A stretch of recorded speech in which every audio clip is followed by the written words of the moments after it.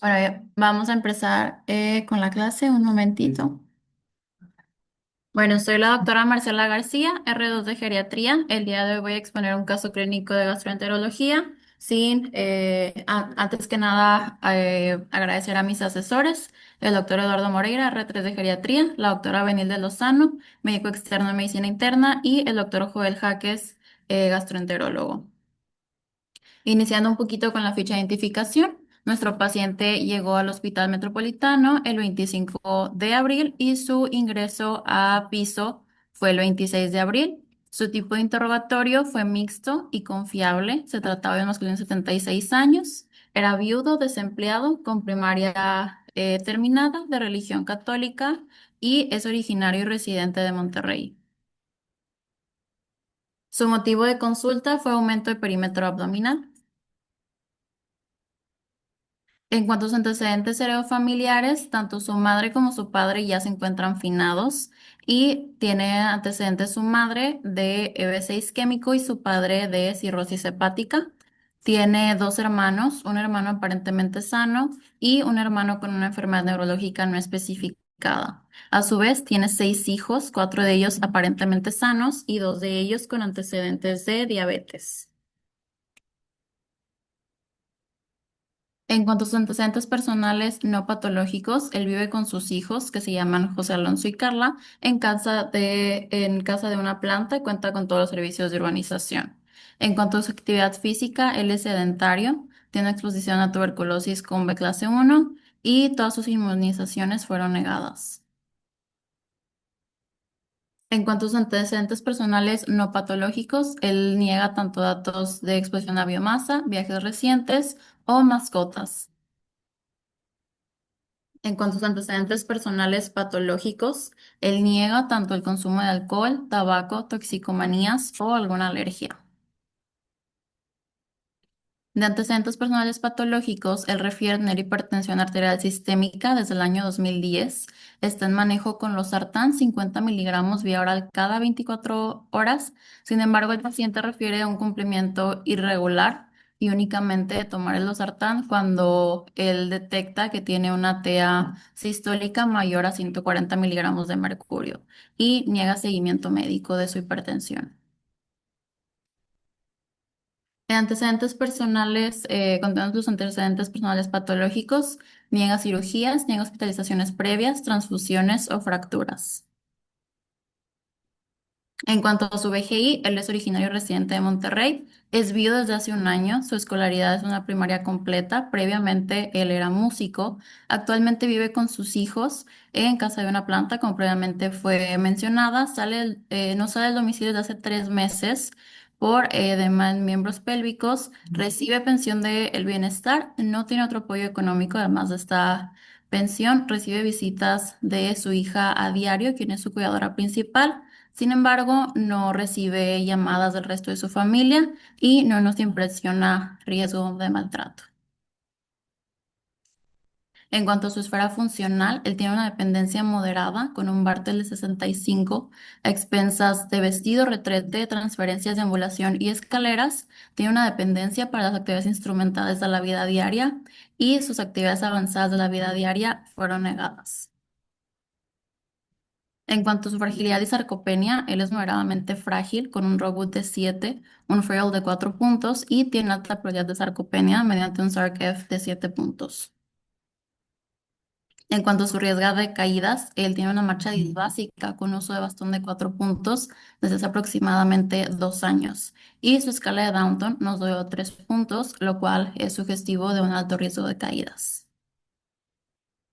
En cuanto a su esfera alimenticia, mediante el Nutritional Assessment Short Form, tenemos 7 puntos, lo cual nos habla de datos de malnutrición. Y en cuanto a su esfera sensorial, él tiene un déficit visual positivo, sin embargo, niega visitas con el oftalmólogo y su déficit auditivo fue negado y a su vez tiene dentulia parcial con mala calidad de las piezas dentales. En cuanto a su esfera cognitiva afectiva, su 4AT está alterado debido a una encefalopatía hepática. Su queja subjetiva de memoria fue negada por familiares y su PHQ-2 no era valorable por esta alteración. Y su lista de medicamentos, él únicamente toma losartán 50 miligramos por la mañana. Iniciando un poquito con su PEA, él inició su padecimiento actual 2 meses previos a su ingreso al presentar este edema de extremidades inferiores y un episodio de melena. Él refiere acudir con un médico particular, este médico le realiza un ultrasonido abdominal. Sin embargo, el paciente refiere que nunca le comentó el resultado de dicho ultrasonido, ni tampoco le comentó si integró algún diagnóstico, únicamente inició manejo con furosemida 40 miligramos vía oral cada 12 horas. Un mes previo al ingreso presenta aumento progresivo del perímetro abdominal y este se asociaba a dolor en epigastrio. Este dolor era tipo urente, la intensidad era leve, no se irradiaba, no tenía relación con la ingesta de alimentos y cedía parcialmente con el uso de simeticona. Niega náuseas, vómitos o síntomas de reflujo. 15 días previos a su ingreso, empezó a presentar alteración del ritmo circadiano con una inversión del patrón de sueño, con vigilia nocturna y somnolencia diurna. Niega la presencia de alucinaciones o alteraciones conductuales asociadas. Y 3 días previos a su ingreso presenta un cambio en el patrón evacuatorio, teniendo evacuaciones cada 72 horas. Estas eran de consistencia pastosa, sin presencia de sangre, moco ni dolor al defecar. Y a su ingreso presenta disnea de esfuerzo MMRC3 que progresa rápidamente a disnea MMRC4, niega presencia de ortopnea, disnea paroxística nocturna y por este motivo acude a nuestra institución. En el servicio de urgencias se recibe con los siguientes signos vitales. Realmente no había ningún signo vital alterado. Tenía una temperatura de 39,6 grados, una TEA de 130/80, una frecuencia cardíaca de 94 latidos por minuto, una frecuencia respiratoria de 21 y saturación de 98% al aire ambiente. Una vez que se recibe en urgencias se le indica ayuno absoluto y se inicia manejo con paracetamol 1 gramo cada 8 horas, metoclopramida 10 miligramos IV cada 8 horas, furosemida 80 miligramos dosis única y posteriormente 40 miligramos cada 8 horas, espironolactona 50 miligramos cada 24 horas y losartán 50 miligramos cada 12. Estuvo con ese tratamiento alrededor de 36 horas. Posteriormente se evidencian estos paraclínicos iniciales en urgencias, donde podemos ver especialmente alteraciones en la química sanguínea con datos de una lesión renal aguda, una enfermedad crónica con una creatinina de 1,5, elevación de azuados, una hiponatremia, elevación del LDH, de PCR, hipoalbuminemia, elevación de globulinas y elevación de bilis. También tenemos prolongación de los tiempos de coagulación. Se tomó también un ego a su ingreso, el cual tenía datos de bilirrubina en orina. Fuera de eso, no había realmente alteraciones en el ego. Durante su evolución en urgencias, después de estas 36 horas con este manejo, se empieza a documentar una diuresis escasa de 100 mililitros a través de sonda Foley y cifras tensionales con una PAM no perfusora. Esta PAM era de 48 milímetros de mercurio. Y ante estos hallazgos se decide administrar un bolo de solución Harman de 250 cc en carga. Posteriormente, el paciente fue trasladado al piso de geriatría en un estado inestable con una PAM de 47 milímetros de mercurio. Este paciente se encontraba despierto, sin embargo, solamente respondía a estímulos verbales y se evidenció la presencia de ascitis atencional de exploración física. Y llegando al piso de geriatría, se habla con familiares y tenemos este IPAS en el cual tenemos documentado el cambio del patrón de sueño, el edema de miembros pélvicos de 2 o 3 meses de evolución, estreñimiento desde hace 2 meses y la melena aislada que había tenido nuestro paciente. En su exploración física es un masculino de edad aparente igual a la cronológica. En decúbito supino, posición libremente escogida, destaca la palidez, así como ictericia conjuntival, así como el paciente se encontraba con una sonda Foley y esta sonda Foley tenía un escaso gasto, el cual también se percibía concentrado. En cuanto a la exploración física neurológica, el paciente se encontraba somnoliento, sin embargo, sí respondía a estímulos verbales, era cooperador, estaba orientado en persona y situación, el lenguaje con adecuada comprensión. Lo que más destacaba de su exploración neurológica era la presencia de asterixis bilateral y una escala de West Haven 3 por encefalopatía. En cuanto a su exploración de cabeza y cuello, sus mucosas se encontraban deshidratadas. En cuanto a su exploración de tórax, sus ruidos cardíacos eran rítmicos de adecuado tono, sin soplos ni ruidos agregados. Sus movimientos torácicos eran simétricos.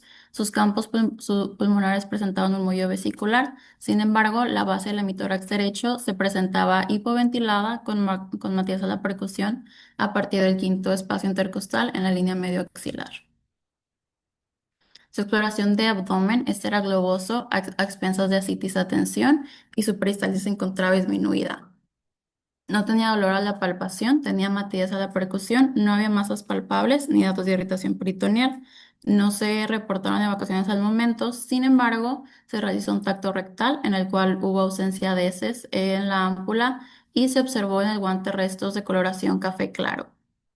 En cuanto a sus extremidades, tenía edema agudo de tres cruces en ambos miembros pélvicos que se extendía hasta la cicatriz umbilical. Sus pulsos periféricos no eran palpables por el edema y su llenado capilar era de 4 segundos.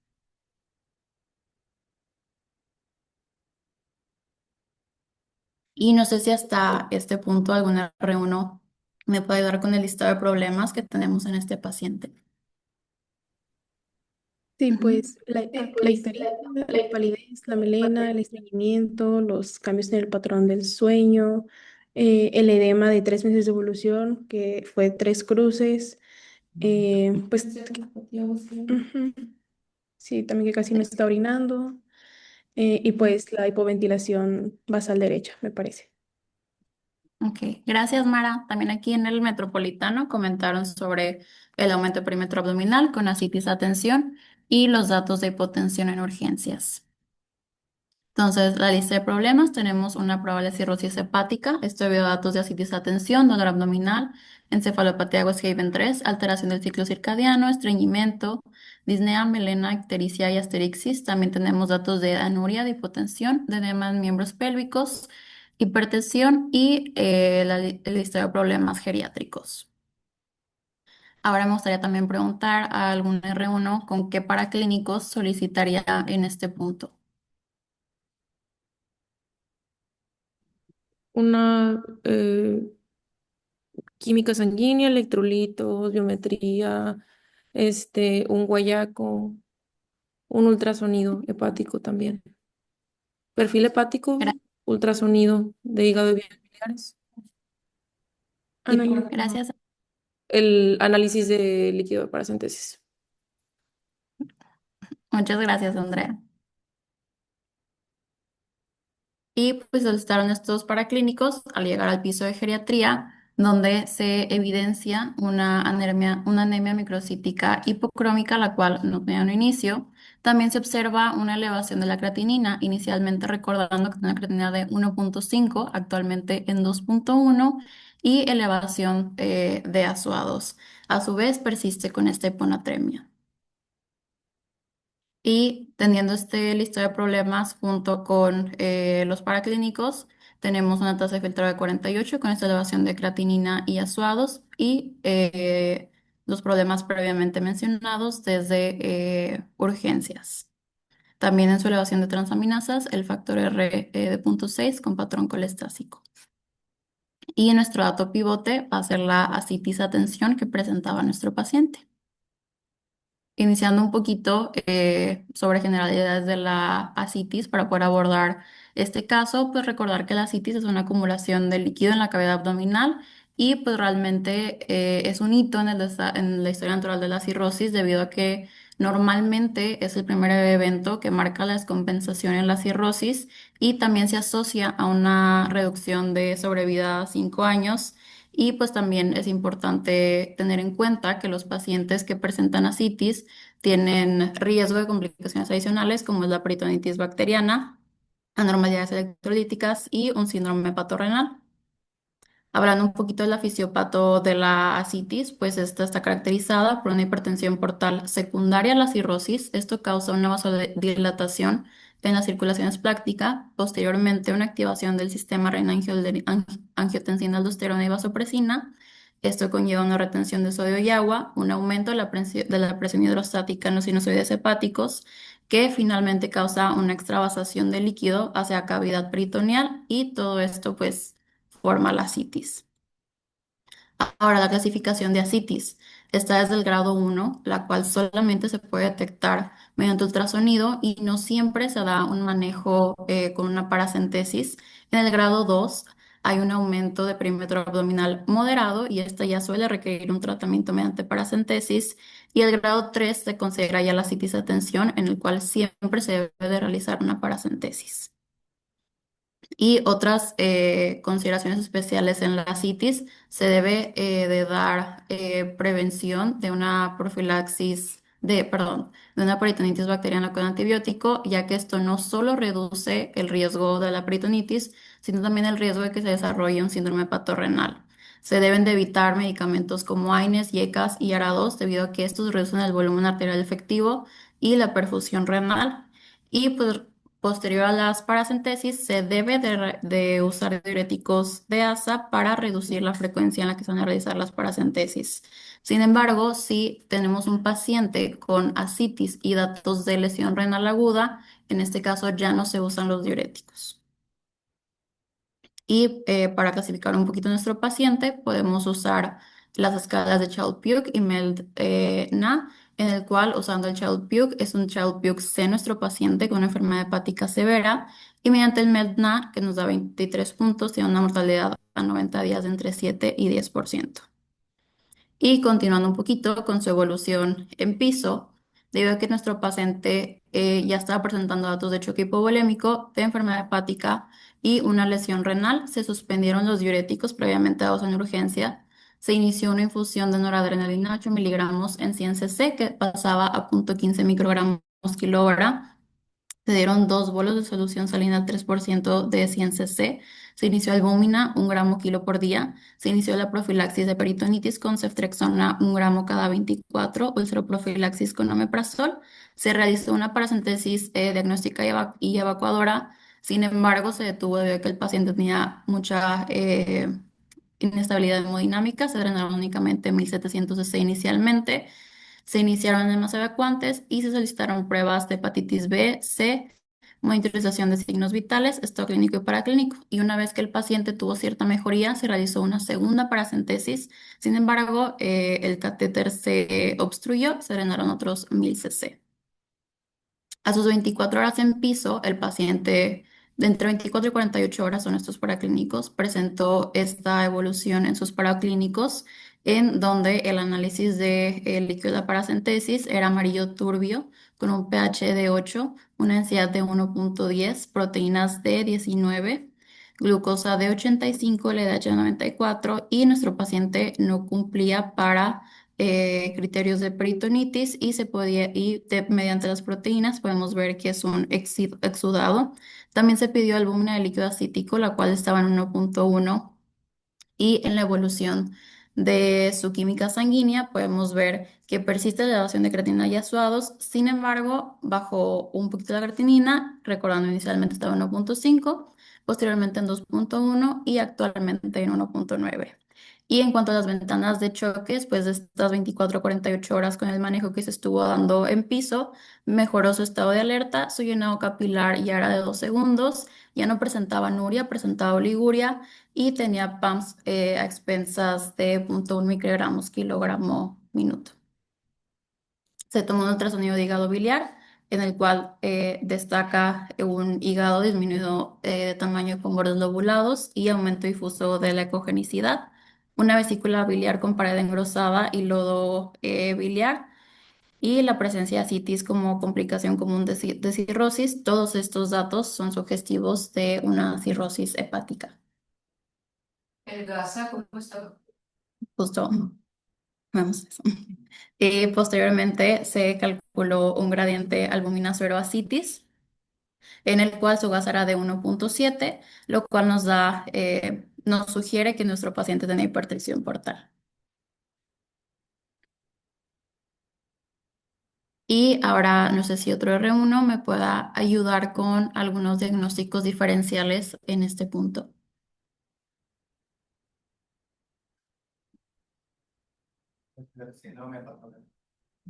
Ok. ¿Algún otro diagnóstico diferencial que tengan?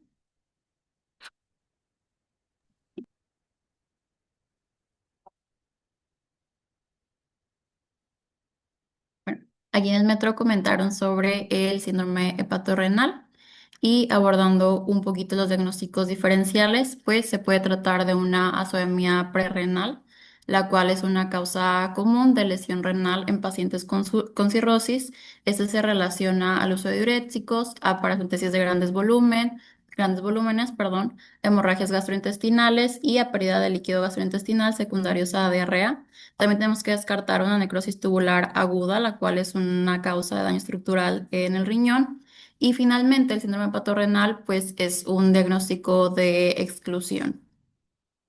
¿Cómo vamos a diferenciar ante qué estamos? En una anemia prerrenal tenemos que retirar los diuréticos, tenemos que iniciar albúmina a 1 gramo kilogramo de peso al día y se debe de esperar que la creatinina regrese de su basal máximo 0,3 arriba de este valor basal en un periodo de 24 a 48 horas. En cuanto a necrosis tubular aguda, podemos pedir un ego donde vamos a buscar hematuria, proteinuria o bien la presencia de cilindros. Y el síndrome hepatorrenal, una vez descartadas estos diagnósticos diferenciales y tomando en cuenta que el paciente no esté en choque o con agentes nefrotóxicos, podemos pensar que tiene un síndrome hepatorrenal. Entonces, descartando un poquito estos diagnósticos diferenciales, una vez que el paciente ya estuvo en piso, se retiraron los nefrotóxicos, se dio una reanimación adecuada, su creatinina no regresó al valor que debería regresar, el máximo valor que puede haber tenido es 1,8. Sin embargo, se restauró hasta 1,9. En cuanto a la sospecha de necrosis tubular aguda, pues en el ego previamente visto no tenía datos de hematuria ni de cilindros y se piensa en un síndrome hepatorrenal, debido a que el paciente inicialmente en urgencias no se encontraba chocado, sin embargo ya tenía estos datos de la lesión renal y una vez que el paciente ya fue manejado como un síndrome hepatorrenal, empezó a presentar estos datos de mejoría y pues recordando que no cumple para la lesión renal aguda simple debido a que no regresó sus niveles de creatinina. Y las medidas de soporte que se deben de dar, pues es retirar los diuréticos y factores precipitantes, se deben de suspender agentes nefrotóxicos, se debe optimizar el estado del volumen, esto con albúmina 1 gramo kilogramo por día durante 24 a 48 horas,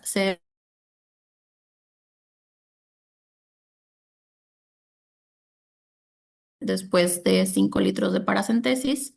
Y se debe optimizar el estado nutricional del paciente con una ingesta de proteínas de 1,2 a 1,5 gramos kilogramos días.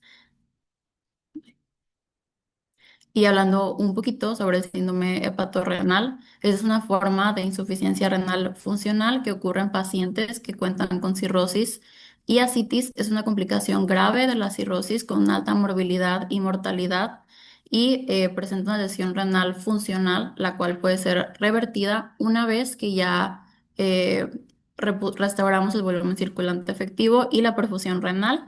Se caracteriza por una disminución del volumen arterial efectivo con vasodilatación esplácnica, una activación del sistema renina-angiotensina-aldosterona, así como de vasopresina y el sistema simpático, y finalmente una vasoconstricción renal progresiva que lleva a la caída en la perfusión y filtrado glomerular.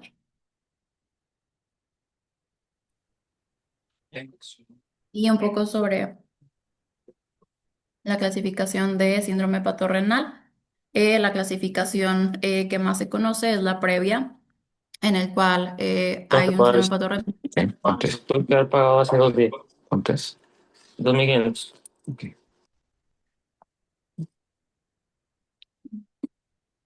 Bueno, en el síndrome hepatorrenal con lesión renal aguda hay una progresión rápida con duplicación de creatinina en menos de 2 semanas y en el tipo, en el que se conocía previamente como tipo 2 era únicamente una forma más lenta y estable. En cuanto a su clasificación actualizada, en esta de lesión renal aguda hay un aumento de creatinina de 0,3 miligramos por decilitro en 48 horas o bien un aumento de 50% de su creatinina basal en un periodo de 7 días en ausencia de choque, nefrotóxicos recientes o signos macroscópicos de daño renal. Y de nueva cuenta, el tipo 2 pues es un deterioro funcional que no cumple con los criterios de una síndrome hepatorrenal con lesión renal. Y los criterios diagnósticos actualizados, en 2024 se publicó un consensus en el cual se toma en cuenta que debe tener una cirrosis con ascitis, este aumento de creatinina previamente mencionado, que haya ausencia de mejora en la creatinina y la diuresis dentro de 24 horas con una reanimación adecuada con albúmina y ausencia de explicación alternativa como causa primaria de lesión renal aguda. Ahora, el tratamiento específico en este consensus también se publicó que se debe de iniciar con terlipresina y con albúmina.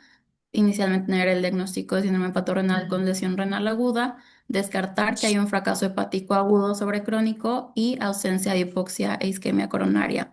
¿Cómo se va a iniciar la terlipresina y la albúmina? La terlipresina se inicia a razón de 2 miligramos IV para 24 horas y la albúmina, como previamente hemos mencionado, 1 gramo kilogramo el primer día y posteriormente se Aquí está, ajusta a 20 a 40 gramos por aquí día. está.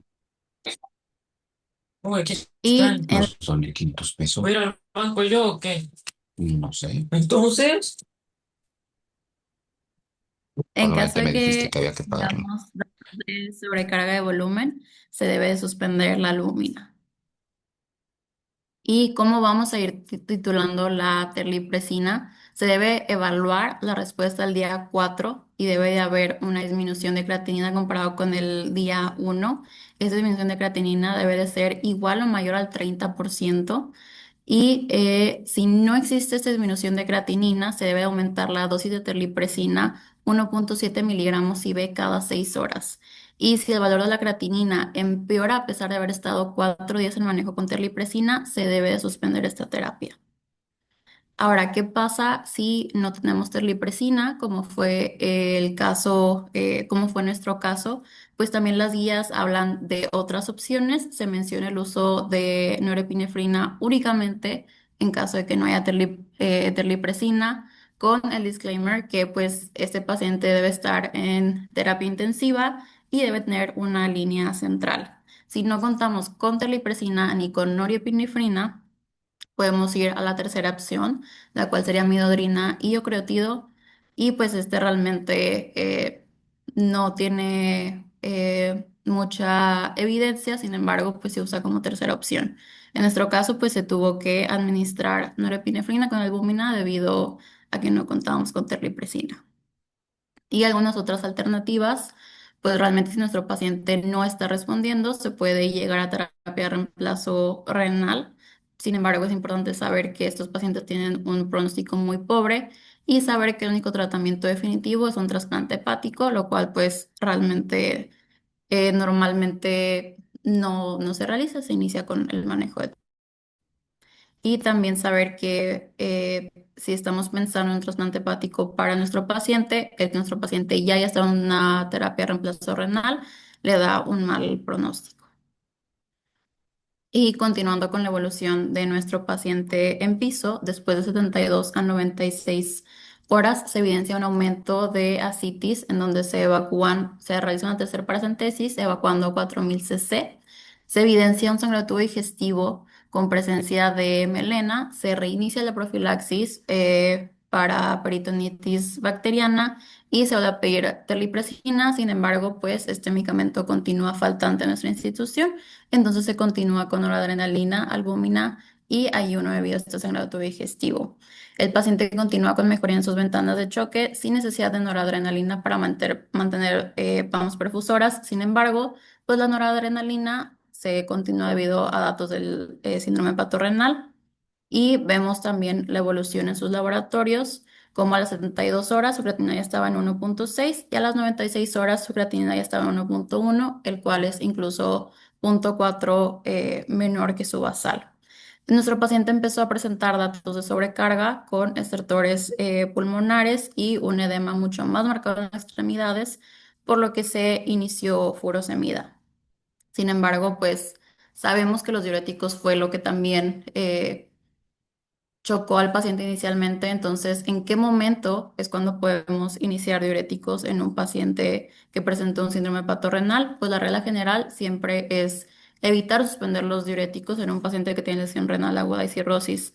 Sin embargo, si nuestro paciente ya tuvo un manejo adecuado del síndrome hepatorrenal y actualmente presenta datos de sobrecarga o edema pulmonar, se pueden reiniciar estos diuréticos pensando que también esta sobrecarga está asociada al uso de albúmina.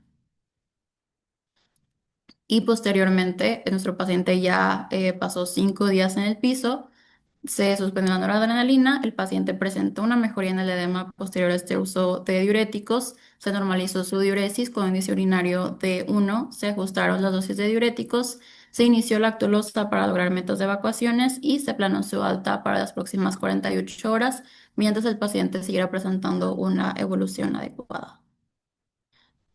Y el paciente presentó esta evolución adecuada y las recomendaciones al alta. Se egresó a domicilio y posteriormente seguimiento dentro de un mes en la consulta de geriatría. Se egresó con propanolol, con espironolactona y furosemida, el cual es el tratamiento de base para cirrosis una vez que el paciente ya resolvió su cuadro de síndrome patorrenal. También se continúa con lactulosa, 10 mililitros cada 8 horas y se le indica continuar con tratamiento de omeprazol durante 3 semanas. Y los datos de alarma, que en caso de que vuelva a presentar ascitis, debe acudir a su centro de salud o a urgencias para drenado para realizar una paracentesis. Y un poquito de discusión sobre este caso, pues creo que es importante saber que nuestro paciente inicialmente no estaba chocado, el cual es como el criterio de solución para un síndrome patorrenal. También tener en cuenta, saber adaptar nuestro paciente a las condiciones que tenemos, como a nuestro hospital, que no había disponibilidad de terlipresina, sin embargo, pues se buscaron alternativas y se dio este manejo con albúmina y noradrenalina. Y pues el egreso se planea una vez que ya tiene una resolución completa de este síndrome y pues también la importancia de saber detectar estos síndromes de manera oportuna para no poder causar alguna iatrogenia. Y pues esta fue la bibliografía y les agradezco mucho por su atención. No sé si hay alguna duda. ¿Qué pasó con la encefalopatía? Ajá, Y si se afectó o no con diurético, ¿y qué nos puedes decir acerca de encefalopatía y los diuréticos? ajá. Y la otra parte es cómo vas a indicar la noradrenalina con metas de pues síndrome patronal, ¿verdad? En vez de manejo de choque. Ok, pues realmente la encefalopatía fue mejorando durante los primeros 3 días en la evolución en piso una vez que se dio este manejo para síndrome patorrenal y que ya se habían retirado los diuréticos. Una vez que ya fue resuelto el síndrome patorrenal y se reiniciaron los diuréticos por los datos de sobrecarga, el paciente no volvió a presentar la encefalopatía. Y la noradrenalina me parece que es a punto 1 para síndrome patorrenal a la infusión que se usa. Ahí la dosis depende de la PAM. Entonces busca subir la PAM 10 milímetros de mercurio arriba de la basal. Entonces tienes que primero establecer su basal, obviamente fuera del choque, ¿no? Y subirla por lo que se requiera de dosis para subir 10 milímetros de mercurio. Ok, Y así se mantiene. Pero te hay que poner la enfermería, obviamente, no nada más PAM arriba de 65, sino el PAM rango en el meta que debe de también estar. 60, porque la PAM Ujú. de la paciente basal es 50. Ya ves que Ok, suelen tener sí, vasodilatación generalizada, entonces es normal que las PAM sean más bajas. ok. No sé si hay alguna otra duda o comentario. Él no presentó delirio. No, realmente no presentó delirium. Una vez que se resolvió su encefalopatía, el paciente nunca tuvo datos de delirio. De hecho, era un paciente muy cooperador y muy agradable. Tampoco tuvo Ujú. fiebre. No, nunca presentó fiebre. Y si se le dio manejo profiláctico para bebés. Sí, sí, inicialmente se suspendió después de la primera paracentesis que no tenía datos de PV, posteriormente tuvo la melena, se reinició, se hizo otra paracentesis y se volvió a suspender una vez que teníamos evidenciada de nueva cuenta que no había una peritonitis bacteriana. Y del tema de la anemia macrocítica. Ah, también, eso se me pasó a poner, se le estuvo dando también vitamina B12, fueron cinco dosis.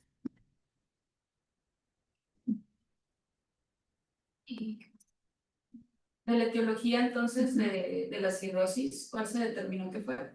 Realmente no hubo una etiología debido a que él no presentaba datos de consumo de alcohol y su prueba de hepatitis C, que es la que tenemos aquí en el hospital, fue negativa. Sin embargo, se le solicitó también al ir a consulta que se tomara una prueba de hepatitis B, sino también para empezar a abordar mediante consulta alguna probabilidad de alguna hepatitis autoinmune o buscar realmente su cirrosis, cuál fue el inicio. ¿Y qué nos puedes decir del pronóstico después de esto, de su hepatorrenal? Pues realmente, o sea, realmente sí hay una mortalidad alta después de un síndrome hepatorrenal. Entonces, a pesar de haber resuelto el cuadro, este paciente ya tiene una mayor tasa de mortalidad, mayor probabilidad.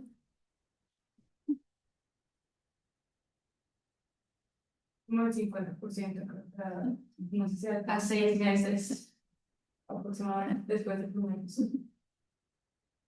La recurrencia es Muy- muy alta. ¿Cómo calculas la tasa de filtrado glomerular en pacientes con cirrosis? Mm,